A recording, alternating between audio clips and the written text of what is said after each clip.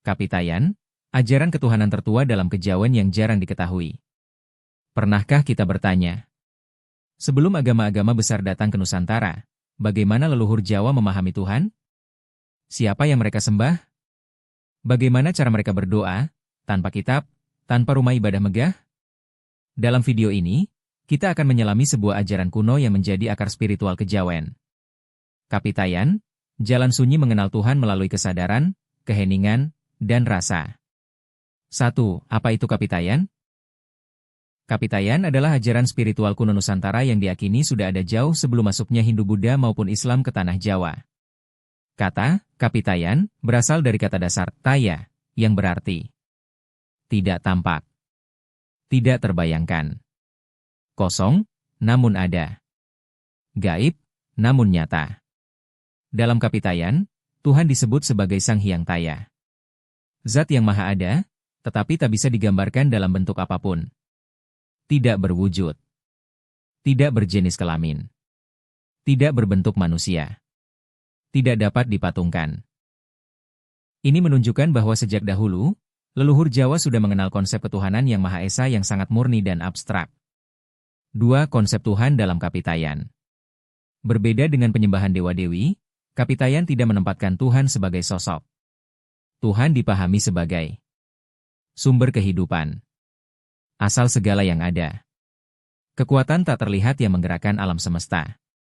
Ia hadir dalam angin yang tak terlihat, nafas manusia, keheningan malam, getaran batin terdalam. Karena itu, pendekatan pada Tuhan dalam Kapitayan bukan melalui ritual ramai, melainkan melalui sunyi, hening, dan kesadaran batin. 3. Cara beribadah dalam Kapitayan. Dalam Kapitayan, ibadah tidak selalu berbentuk gerakan lahiriah.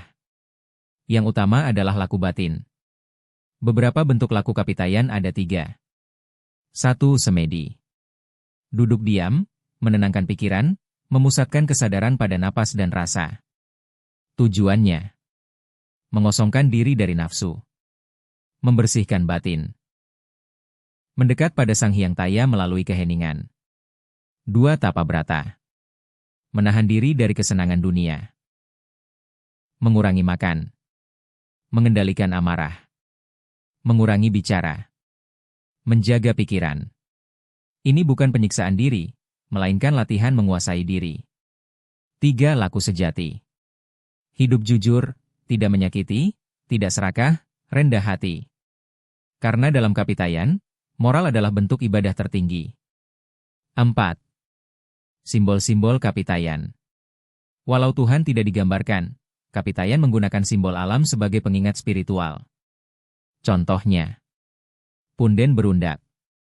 Tempat tinggi sebagai simbol mendekat pada Yang Maha Tinggi. Batu besar. Lambang keteguhan dan keabadian. Pohon besar. Simbol kehidupan dan penghubung bumi langit. Bukan untuk disembah, tetapi sebagai sarana mengheningkan diri. 5. Hubungan manusia dan alam. Dalam Kapitayan, manusia bukan penguasa alam, melainkan bagian dari alam. Merusak alam berarti menjauh dari Tuhan. Menjaga alam berarti menghormati Sang Hyang Taya. Karena itu, ajaran ini sangat menjunjung keselarasan, kesederhanaan, tidak berlebihan. Hidup yang selaras dengan alam adalah bentuk spiritualitas tertinggi. 6. Warisan Kapitayan dalam kejawen.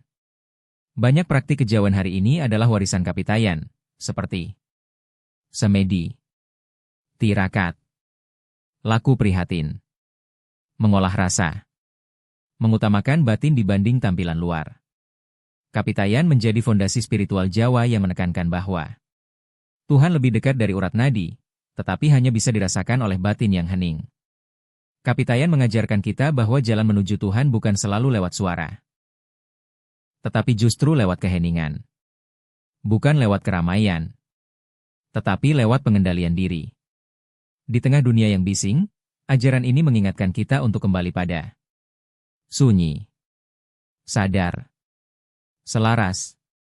Karena mungkin, dalam diam itulah kita paling dekat dengan Sang Pencipta. Jika Anda menyukai pembahasan spiritual Jawa yang mendalam seperti ini, dukung channel ini dengan like, komentar, dan subscribe, agar warisan leluhur tidak hilang di telan zaman. Salam Rahayu.